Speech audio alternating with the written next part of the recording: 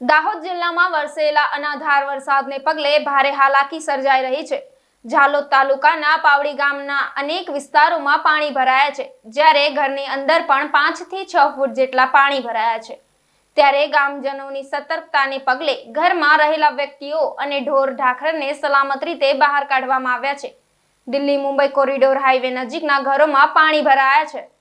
મારું નામ રમીલા ગલા બાબો ગામ વસ્તી। મારું નુકસાન થાય છે કોરિડોર પર। મારું ઘર બુડી ગયું છે, મારો ઢોર ઢાખર, મારા છોકરા ધાન અનાજ બધું બુડી ગયું છે આ રોડે કોરિડોર રોડે કારણે। આ એવું બોલતી હતી કે આ નથી નાળા મૂકો, એકથી બે નાળા મૂકો, એક નાળો મૂકે આખો કોતેડો જાતો થઈને કોતેડ કાઢ્યું અને ઉપર કોતેડું કાઢી અને મારું બધું નુકસાન જાતું રહ્યું છે મારું બધું। અમારા ઘર પડવાની તૈયારી થઈ ગઈ અને કોરિડોર રોડવાળાએ કઈ વ્યવસ્થા કરીને નદી નાળા મૂક્યા નથી।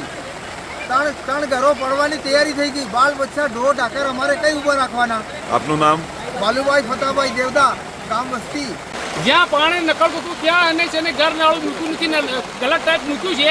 એના કારણથી અમારે બધા ઘરોમાં મકાનોમાં પાણી ઘૂસી ગયું છે અને એના નુકસાન જો તો નુકસાન રોડવાળે જ કર્યું છે। અમારે જે તે જવાબદારી રોડવાળાની છે, કોરિડોરની છે ને આ નુકસાન કર્યું છે અમારું છે ને, જે તે નુકસાની અમારી પૂરું કરે।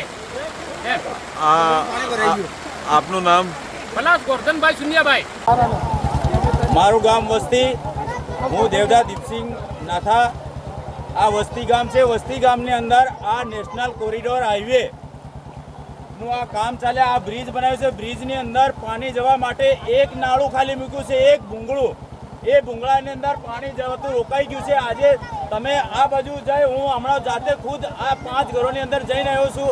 ઘરોને અંદર આટલું પાણી ભરાઈ ગયું છે। ઢોરો પણ પાણીની અંદર ઊભા છે। લોકોના ઘેરની અંદર અનાજ ડૂબી ગયું છે અને એક માણસના હું હમણાં જાતે વિડીયો બી ઉતારીને લાવ્યો છું। ગોદડા ઓઢવા માટેના છે ને, એ બી ઘરના દરવાજા મૂકીને પાણી રોકી રહ્યો છે। ત્યાં તમારી અહીંથી જવાની હાલત, હું કમર પાણીએ ત્યાં ઘરોમાં જઈને આવ્યો છું। આ રોડવાળાની બેદરકારીના કારણે આ પાણીનો નિકાલ બંધ થઈ ગયેલો, એટલા માટે આ અમારા માણસોની આવી હાલત થઈ રહી છે। એટલે તાત્કાલિક આ તંત્ર આવી અને પાણીનો નિકાલ કરે।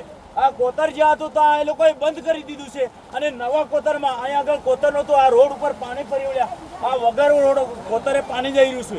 એટલે આ જલ્દીમાં જલ્દી નિકાલ કરે એવી અમારી માંગ છે।